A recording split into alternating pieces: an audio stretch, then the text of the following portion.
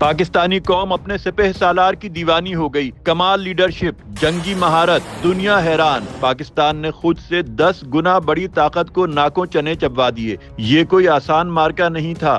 دوسری طرف ٹیکنالوجی، دنیا کے مہنگے ترین جہاز اور دشمن کو اپنے ایئر ڈیفنس سسٹم کا غرور الگ. لیکن پاکستان کے پاس جنرل عاصم منیر جیسے قابل اور ذہین آرمی چیف تھے جنہوں نے جنگ کا نقشہ ہی بدل دیا. سپہ سالار کی ولولہ انگیز تقاریر، جوانوں سے ملاقات اور مسلح افواج کو بتائی گئی حکمت عملی اور پھر اس کی کمان، یہ وہ عوامل تھے جنہوں نے بھارت کو چاروں شانے چت کر دیا. یہ اعتراف پوری دنیا کر رہی ہے. خود بھارت کہہ رہا ہے کہ جنرل عاصم منیر نے ہمیں ہرایا. یہ وہ نام ہے جس سے جنگ سے پہلے ہی دشمن کانپ رہا تھا، کیونکہ دشمن جانتا تھا کہ ان کا واسطہ کس سے پڑا ہے.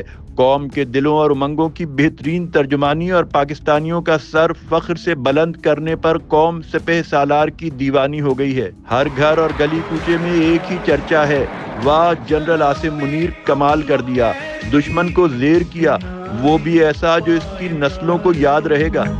شہید کی جو موت ہے وہ قوم کی حیات ہے. لہو جو ہے شہید کا وہ قوم کی